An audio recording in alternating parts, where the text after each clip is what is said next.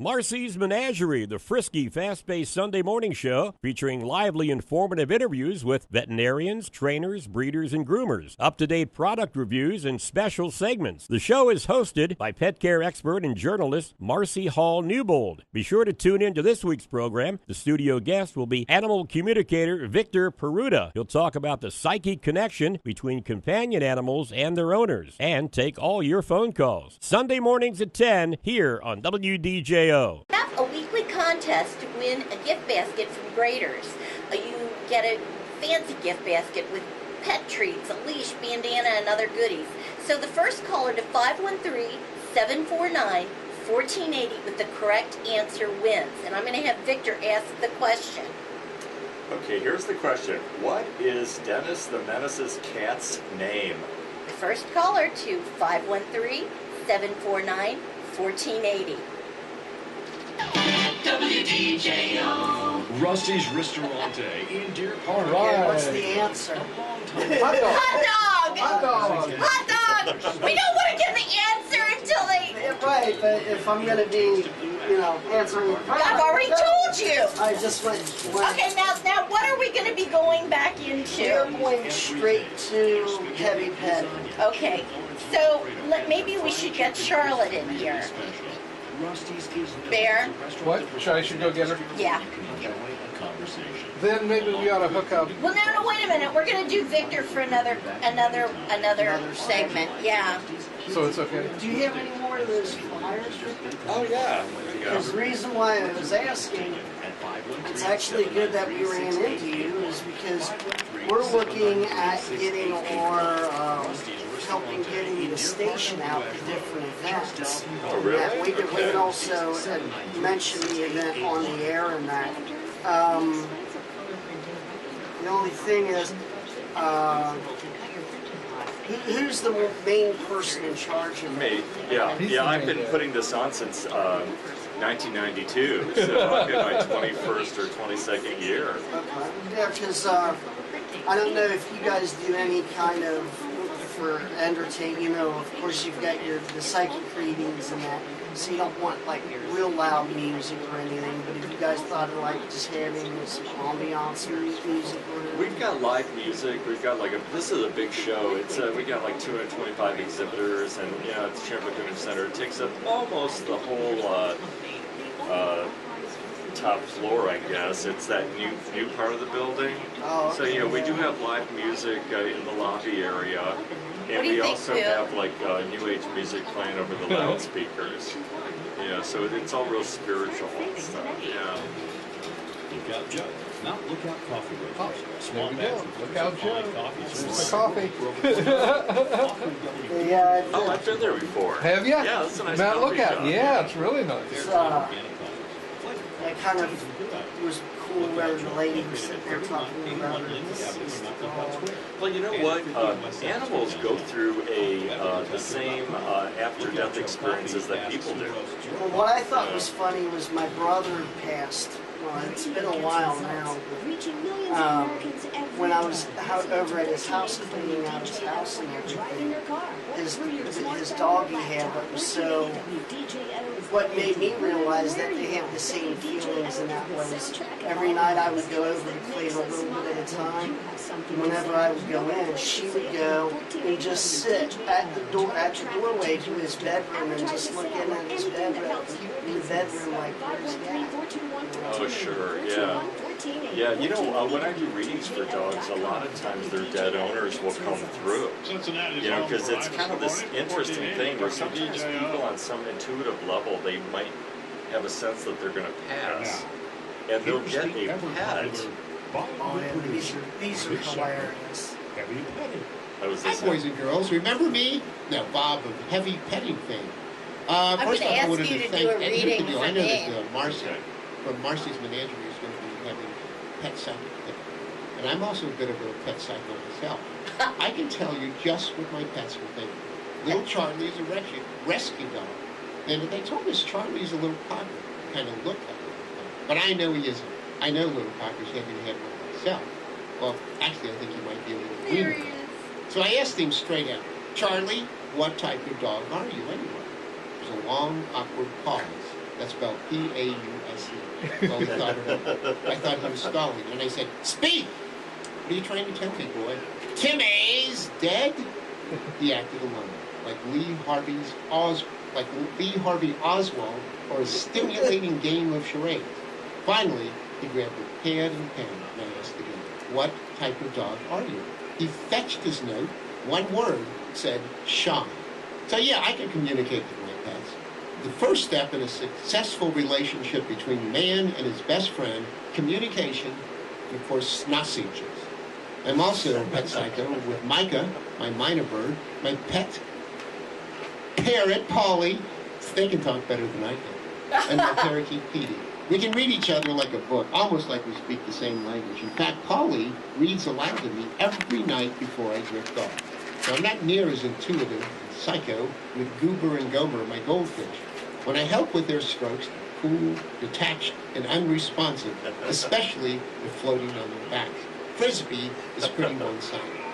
I guess I just don't have the gold thumb. But actually, I am psycho and can tell exactly. Are we going to go right into a commercial, or am I going to be live? Right. Has the Tourette syndrome, and I can't take him anywhere when the school bus drops off a load. I'll pick it up soon enough.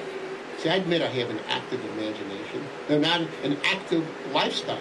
Since I was old enough to blink, I surrounded myself with my friends, my imaginary friends. Even my imaginary friends avoided me, though. They took an alternate route around my lemonade stand, my imaginary lemonade stand. I always say, when life gives you imaginary lemonade, you won't need as many bathroom breaks. Hey, you get it? Of course, my imaginary friends brought their imaginary pets. My favorite imaginary pets are my walruses, John and Paul, and my very real walrus, Wilfred Brimley, or I call him Wild Man Walker. I have an imaginary elephant, Ellie, who's hard to ignore when she's in the room. I love my imaginary baboon, Bob, who I can't keep pants on. And red-faced Bob is red-assed, like he's been disciplined. My favorite imaginary pet is probably Noodles, the nesting nurse shark. Now, not Nerf shark, the nurse shark. Not only will they not attack, but if you are attacked, the nesting nurse shark will nurse you back to health. Hey, it's my imagination, so get your own, damn it. Can I say that on the radio?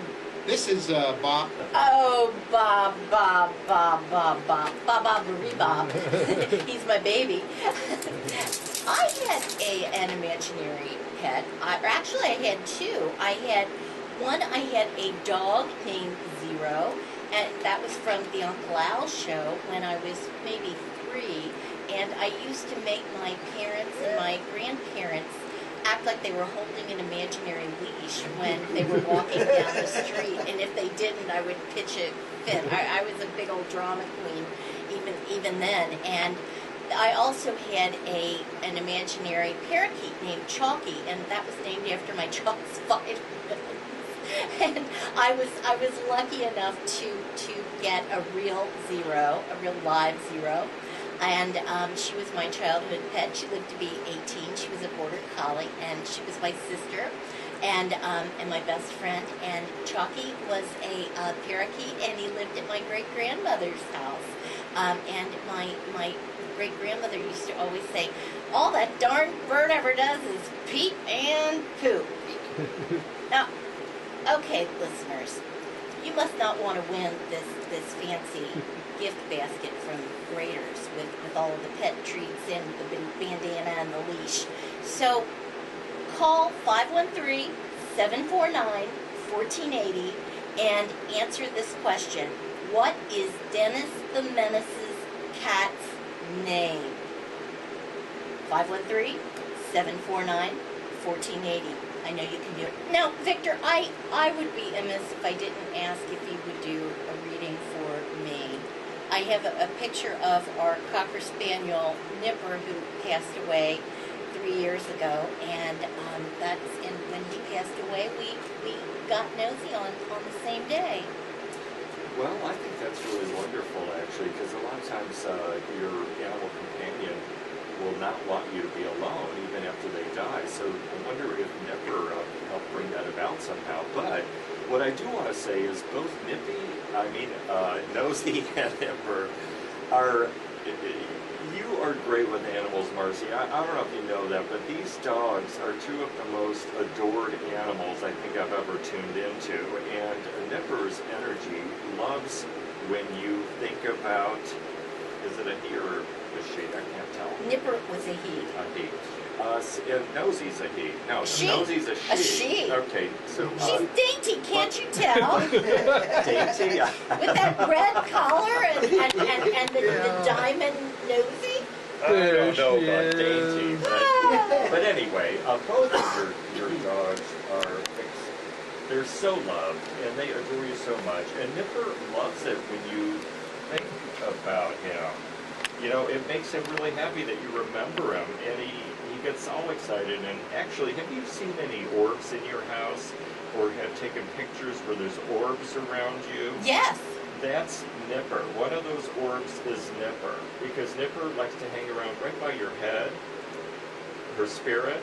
Really? Yeah, his spirit, rather. And so, if you see orbs in your photos, a lot of times those orbs, one of them will certainly be Nipper. Aww. Hangs around you all the time, adores you. Well, we think about him all of the time, and we feel that our pets are a blessing to us. They really are two of the are our happiest, children. They are two of the happiest dogs I think I've ever tuned into. Well, that says a lot about you. I'm serious, you and Tom. You're good parents. Thank you. Well, you're listening to Marsie's Menagerie on 1480 WDJO. And after our break, we're going to be back with Charlotte Whitehall of Ohio Alleycat Rescue to talk to her about their Everything But the House online auction. WDJO. And you're back with Marsie's Menagerie. And we have a winner!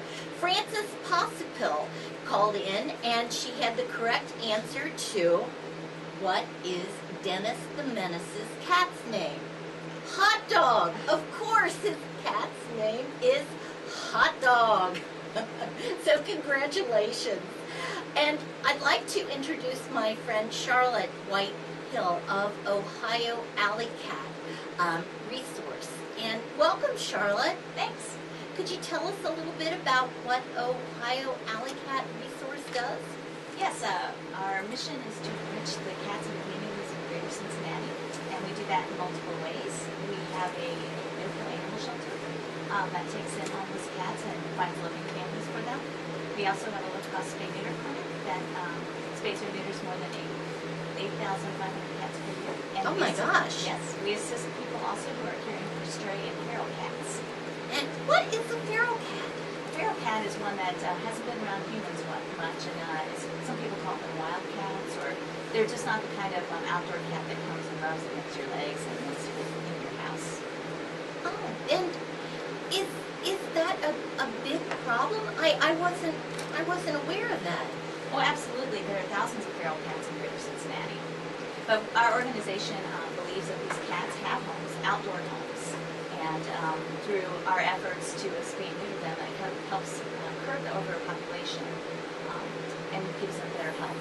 And you offer a trap, neuter, return? Yes, what trap or neuter return is some people call them humane traps or raccoon traps, is where you trap a cat, take it in for spay, neuter, surgery, and vaccination, and then return it after surgery to its colony that it lives in. We don't have the resources to go out and trap everyone's cats for them, but we help people who are feeding cats by teaching them how to trap, giving them tips, and obviously providing low-cost surgeries for them. And this must cost a tremendous amount. And how do you get funding?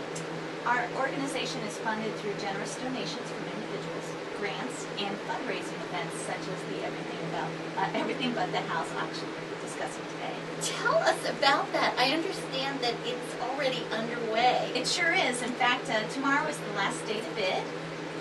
We have over 300 items available